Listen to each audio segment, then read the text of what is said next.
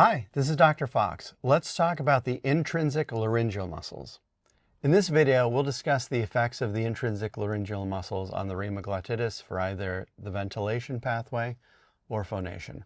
We'll also go into the granular details of each intrinsic laryngeal muscle, detailing the attachments, innervations, and effects on either ventilation or phonation of these muscles and their parts. So let's start with a quick review. We've seen this already. Intrinsic laryngeal muscles attach elements of the laryngoskeleton to one another. There are a couple of things that they may do.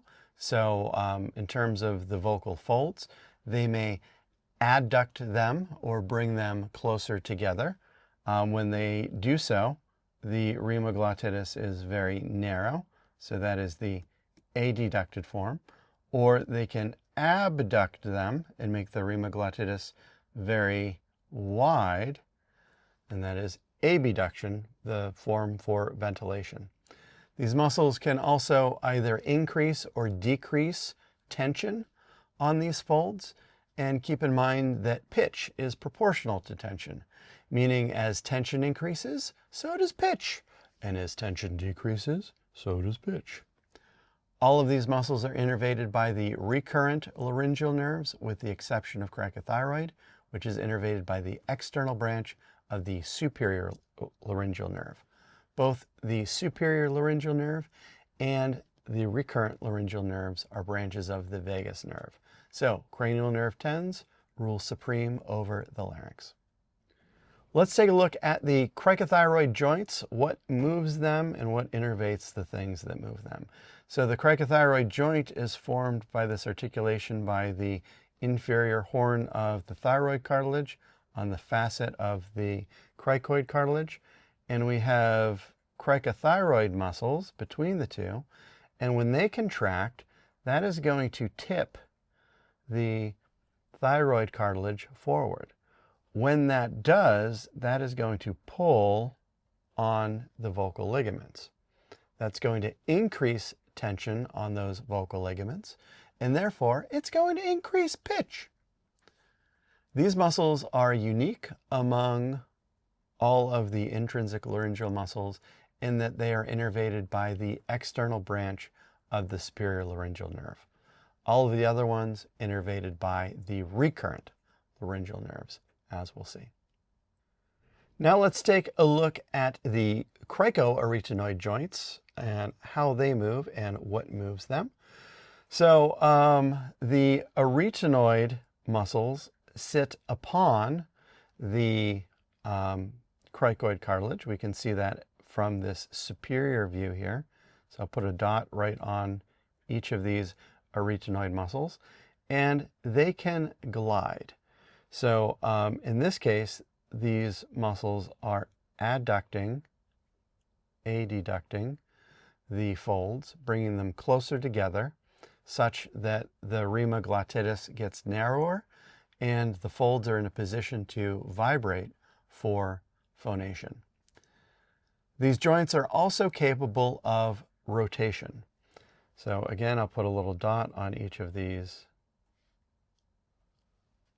so that we can see what's going on, and that'll be at their axis of rotation. Let's start with the lateral cricoarytenoid muscles. The lateral cricoarytenoid muscles take their attachment from the lateral aspect of the cricoid cartilage to the muscular process of the arytenoid cartilage. And so when they pull, they rotate the arytenoid cartilages inward. What that does is that adducts the vocal folds. It brings them into position for phonation, or even for closing off the pathways. We can contrast that with these muscles, the posterior cricoarytenoid muscles. These are really special and important muscles. They take their attachments from the posterior cricoid cartilage to the muscular processes of the arytenoid cartilage, and they are going to rotate the arytenoid cartilages outwards so as to abduct the vocal ligaments and folds. So this is to shape the rhemoglottitis for maximum ventilation. So same joint, two different actions, either adduction for phonation or abduction for ventilation. So let's take a look at these arytenoid muscles in situ. There are two types of them. There are transverse arytenoid muscles, and that means their fibers run transversely. And then there are these oblique arytenoid muscles, which cross each other like an X in the back, like so. When they pull, that's going to glide the arytenoid cartilages together, and that's going to narrow the rhemoglottitis for phonation. It also is going to narrow that laryngeal inlet, so that's going to make that smaller. And the epiglottis pulls down slightly, and this is going to be very protective during the deglutition response, so for swallowing. The arytenoid muscles, both transverse and oblique, are innervated by the recurrent laryngeal nerves.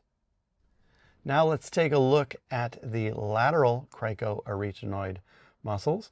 So here we can see the muscular process of the arytenoid cartilage. There's the posterior cricoarytenoid muscle, and here are the lateral cricoarytenoid muscles. So you can see that these muscles are pulling in two different ways.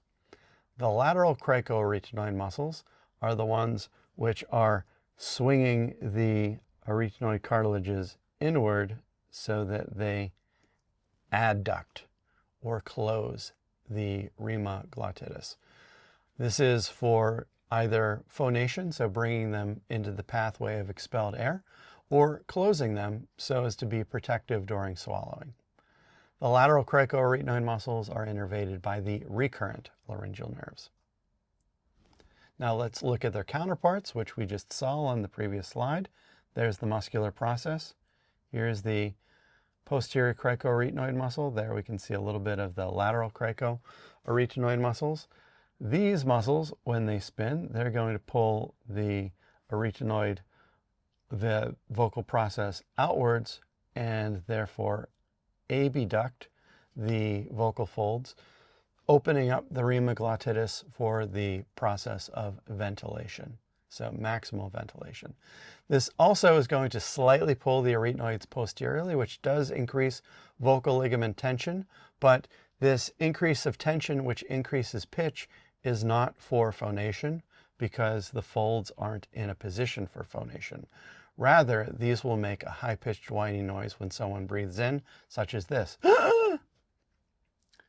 These muscles are innervated by the recurrent laryngeal nerves. Then we have the thyroarytenoid muscles. So these are between the thyroid cartilage and the arytenoid cartilage. We can see them here lateral to the vocal ligaments. So I'll color those in green there. They have different parts. They're lateral fibers, which when they tug are going to pull the arytenoid cartilages forward. This decreases tension on the vocal ligaments, therefore lowering pitch.